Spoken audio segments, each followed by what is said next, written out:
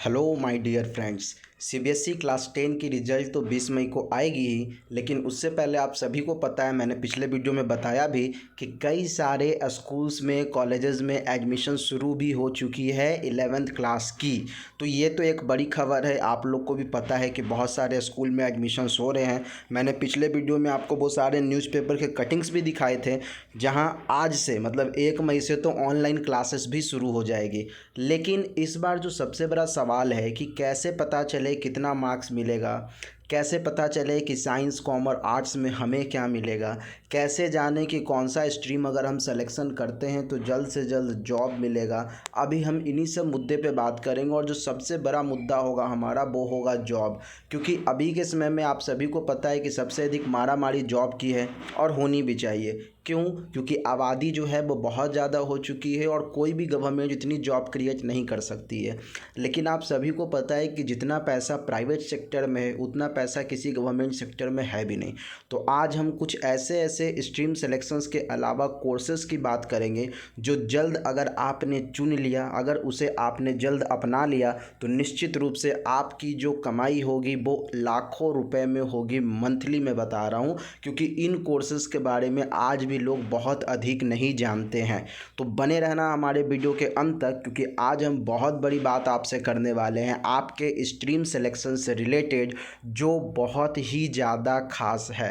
Friends, ये तो मैंने आपको कई बार बताया है कि इस बार जो साइंस कॉमर्स आर्ट्स का स्ट्रीम सिलेक्शन होगा ये मार्क्स के बेसिस पे तो होगा, लेकिन इस बार का जो क्राइटेरिया है वो क्राइटेरिया ये है कि मैक्सिमम स्टेट गवर्नमेंट भी जो है ना वो 10th की एग्जामिनेशन नहीं करवाएंगे।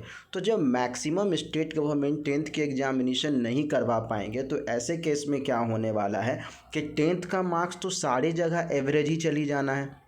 जब 10th का मार्क्स सब जगह एवरेज ही जाएगा तो एवरेज का मतलब होता है 70 से 75% से ज़्यादा मैक्सिमम लड़कों को इतने ही मार्क्स आएंगे। तो अगर आपको लगता है कि साइंस में कितने परसेंट में हम सिक्योर हो पाएंगे, तो मेरे हिसाब से if you have 80% and more than marks ना, तब आपको आराम से पीसीएम भी मिलेगा और पीसीबी भी मिलेगा, कोई दिक्कत नहीं होने वाला है।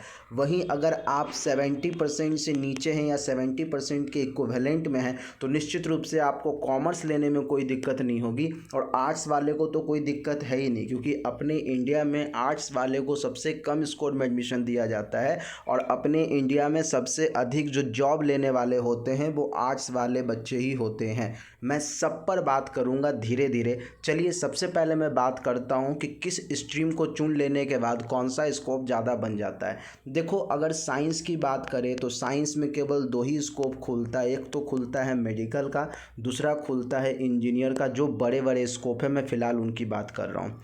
अगर मेडिकल की बात करें तो ये निश्चित रूप से आने वाले समय में मेडिकल, चूँकि कोरोना ने लोगों को डरा दिया है, कोरोना ने सरकार को डरा दिया है। सरकार ने इस बार के बजट में बहुत बड़ा मेडिकल के लिए घोषणा किया है। मतलब साफ है कि आने वाले 10 से 15 साल जो हैं ये मेडिकल के लिए बहुत अच्छा लाइन होने वाला है। तो अगर आप मेडिकल चुनते हो तो नो डाउट ये बेस्ट होने वाला है, क्योंकि आगे आने वाले कुछ सालों में हर एक कोर्स, चाहे वो डी फार्मा हो, चाहे वो कोई भी कोर्स हो फार्मास्यूटिकल्स का, वो सब कोर्स अभी मेडिकल में डिमांडेड होगा। लेकिन क्या बात करें इंजीनियरिंग की। इंजीनियरिंग तो देश में लोगों ने, इतने ज़्यादा लोगों ने कर लिया है कि आईआईटी क्वालिफाइड बच्चे भी जो है ना वो ग्रुप डी की नौकरी कर रहे हैं। आप समझ लो कि देश की जो सबसे छोटी नौकरी होती है वो ग्रुप डी की नौकरी होती है। और ये खबर तो न्यूज़पेपर में निकली थी, आप लोगों ने भी शायद पढ़ा होगा। और जब ये खबर न्यूज़ में आई तो इस आईआईटी के लड़के को प्रमोट किया गया ग्रुप सी में। तो ऐसा होता है अपने देश में। तो निश्चित रूप से इंजीनियरिंग का भविष्य डार्क में नहीं है,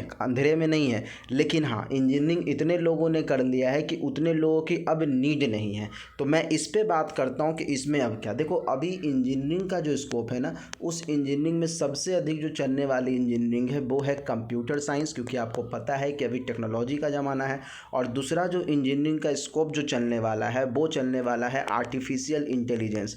तो अभी तो आप इंजीनियरिंग कर नहीं पाओगे जब जब तक आप 12th पास करो नहीं, लेकिन आपको अब ये पता चल जाना चाहिए कि भविष्य क्या है हमारा। तो आपको अपने लिए या तो कंप्यूटर साइंस चुनना है या तो आर्टिफिशियल इंटेलिजेंस चुनना है। वही कॉमर्स की अगर बात करें तो कॉमर्स पढ़ने वाले लोगों के तो बहुत पैसे ही पैसे होते हैं, क्योंकि इस कोर्स में सबसे अधिक पैसे कौड़ी की ही बात होती है और पैसा कमाना सबसे आसान इन्हीं लोग के लिए होता है। क्योंकि यहाँ पर पढ़ने के बाद आप अकाउंट ले सकते हो, आप ICA के द्वारा चार्टेड अकाउंटेंट बन सकते हो, यहाँ भी बहुत सारे कोर्सेस है। लेकिन जो सबसे बड़ी समस्या है वो है आर्ट्स, क्योंकि कहा जाता है कि आर्ट्स पढ़ने वाले लोग निठल्ले होते हैं, आर्ट्स वाले लोगों का कोई बेसिक नॉलेज नहीं होता है। तो मैं बता दूं कि जितना स्कोप आर्ट्स पढ़ने वाले लोगों के पास है ना, उतना स्कोप तो किसी में भी नहीं है। जैसे अगर आप आर्ट्स लेते हो तो जैसे आर्ट्स में भी आर्टिफिशियल इंटेलिजेंस होता है और इसमें आपको बहुत सारे नियम कानून पढ़ाए जाते हैं जो बहुत काम के हैं। आर्ट्स में ही आपको लॉ भी आता है और आप लॉ भी आर्ट्स के माध्यम से ही करते हो। और लॉ अभी के समय की सबसे बड़ी नीड है, क्योंकि भारत में आने वाले समय में सबसे अधिक मांग जजेस की है और वकीलों की है। इसलिए क्लैट जो है वो बहुत अच्छा ऑप्शन है। और अगर आप 10th में हो तो 11-12 जाते जाते आपको इसकी प्रिपरेशन कर लेनी चाहिए। ये सबसे बेस्ट ऑप्शन होने वाला है। आर्ट्स की क्या बात करूं, UPSC के मैक्सिमम कैंडिडेट जो होते हैं, भले ही आजकल वो इंजीनियरिंग बैकग्राउंड के हों, लेकिन जो हमारा ट्रैक रिकॉर्ड है वो यही कहता है कि जिसने पढ़ा है आर्ट्स अच्छे से वही बना है UPSC का हर बार का टॉपर। चाहे आप पिछले बार की टीना ढाबी को देख लीजिए या किसी को भी देख लीजिए, ज़्यादातर जो होगा वो आर्ट्स के ही स्टूडेंट है जिन्होंने UPSC एक बार में क्लियर किया है और टॉप किया है। तो निश्चित रूप से आर्ट्स की जो वैल्यू है वो कभी भी कोई घटा नहीं सकता है, कभी भी कोई हटा नहीं सकता है। तो मैंने अभी आपको बताया कि स्ट्रीम सिलेक्शन कैसे करते हैं और कैसे ये अपने भविष्य में नौकरी देगा, कैसे ये भविष्य में बेहतर जॉब देगा। मित्रों, जॉब की जब बात करें तो बहुत सारे ऐसे कोर्सेस हैं जो आसानी से जॉब देते हैं। आपको कौन कौन से वैकेंसीज़ पे फोर्स करना होगा आप उसको समझो। अगर आप क्लास 10 पास कर जाते हो, जो 20 मई तक हो भी जाएगा, तो आपको इन 4 चीज़ों पे तो पूरा ध्यान दे देना चाहिए, क्योंकि ये 4-5 चीज़ें जो हैं वो अब शुरू हो जाएंगी। जैसे सबसे इम्पॉर्टेंट जो चीज़ शुरू हो जाएगी वो हो जाएगी NDA। चाहे लड़का हो चाहे लड़की हो, अब तो लड़कियों को भी NDA में जाने की छूट है। तो NDA आप लोगों के लिए एक बेस्ट ऑप्शन हो सकता है। क्लैट आप लोगों के लिए एक बेस्ट ऑप्शन हो सकता है। एयरफोर्स या नेवी आप लोगों के लिए, या SSR या आर्मी आप लोगों के लिए एक बेस्ट ऑप्शन हो सकता है। इसके अलावा भी बेहतरीन यूनिवर्सिटीज़ में नामांकन पाने का, जैसे IIT में, या आप कह लो कि नीट पास करके किसी अच्छे जगह जाने का भी मौका यहाँ से खुल जाता है। फैशन टेक्नोलॉजी NIFT का रास्ता खुल जाता है। इसके अलावा भी बहुत सारा, जैसे कि IPM भी एक बहुत ही अच्छा पर्सनलाइज मैनेजमेंट का कोर्स है, यहाँ का रास्ता खुल जाता है। अभी देखो लोगों की नज़र किन कोर्सेज़ पे नहीं पड़ रही है, मैं आपको उन कोर्सेज़ के बारे में बता रहा हूँ। अभी लोगों की नज़र नहीं पड़ी है तो वो कोर्स है एग्रीकल्चर का कोर्स अभी तक लोगों के नज़र में नहीं आया है, इसका बहुत डिमांड है। आर्टिफिशियल इंटेलिजेंस का कोर्स अभी तक लोगों के नज़र में नहीं आया है, इसका बहुत डिमांड है। इसके अलावा जो जनरल टॉर्ट्स एंड लॉज हैं उसके कोर्सेस अभी लोगों के दिमाग में नहीं आए, उसका बहुत डिमांड है।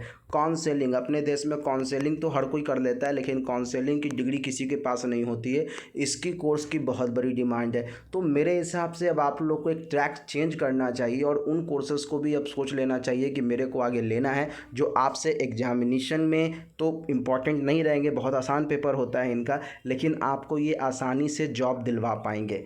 तो मित्रों, हम इसी प्रकार से स्ट्रीम सिलेक्शंस पे और भी आगे बात करेंगे जब भी मेरे को लगेगा कि आपसे बात करनी चाहिए। अगला वीडियो जो हम आएंगे उससे पहले आप लोगों से एक रिक्वेस्ट ये है कि जिन लोगों ने वीडियो को अंत तक देखा है, अगर उनको कोई भी प्रॉब्लम लग रहा है कंटेंट के रिगार्डिंग, या उनको लग रहा है कि मेरे प्रश्नों के सवाल के जवाब जो हैं वो नहीं मिल पा रहे हैं, तो आप हमें अपना फ़ोटो के साथ जो प्रश्न होगा, क्वेश्चन जो होगा, वो आप हमें भेजेंगे हमारे मेल पे। मैं मेल लिख दे रहा हूँ, हमारा मेल है prashant.rajaspaal@gmail.com पे, और इस मेल के माध्यम से हम आपको देंगे बहुत सारे उन प्रश्नों का जवाब जिन प्रश्नों को आप जानना चाहते हैं। तो फिर से लिख लीजिए, prashant.rajaspaal@gmail.com। मतलब अब हम आपके फ़ोटो से ही सेशन की शुरुआत करेंगे, आपके बारे में ही सब चीज़ बताएंगे और आपके क्वेश्चंस को ही एक्सप्लेन करेंगे और उसी में अपने बातों को भी रखेंगे। तो ये होगा आज से अब अपना आपका सेशन कभी कभी, जिसमें हम लेकर आएंगे आपके समस्याओं को आप तक। तो भेजें अपने फ़ोटो को, अपने समस्या समस्याओं को हम ज़रूर करेंगे, आपके इन सभी समस्याओं का रिस्पॉन्स। अभी के लिए फ़िलहाल इतना ही। धन्यवाद मित्रों, थैंक यू।